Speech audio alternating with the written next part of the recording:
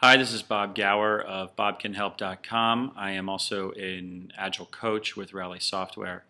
And today I want to talk to you about the importance of working in small teams and why working in small teams is really a good idea and actually creating an organization which is structured around small cross-functional teams is really an ideal when you're approaching any kind of complex creative project, especially something like software. So the first thing is just teams, like why teams, why working together?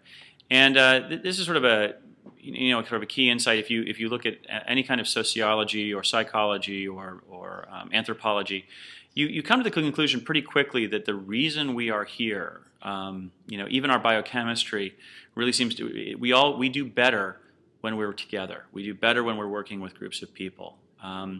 I know telecommuting is really popular these days, and I understand. I mean, it does allow us to have a much more sort of work-life balance. But one of the things it does is it limits us in our ability to actually sit next to another person and be close to another person and actually accomplish work and engage in that kind of high bandwidth communication that we can engage in when we're next to somebody. So to the extent possible, I really advocate that when you're approaching a complex project, that you work in co-located teams, that you actually get together.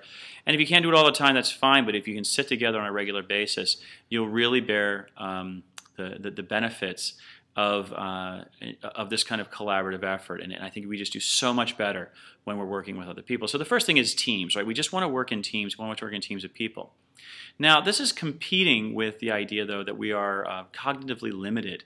That as people, our brains just aren't that big, and our brains just they have limitations. And one of the limitations our brains has is governed by this equation here, which is n times n minus 1 divided by 2, which is the number of open lines of communication that any group will hold. So if you replace the number of people in a group for n in this equation, you're going to discover how many open lines of communication. Now let's kind of bear this out and see what happens, right?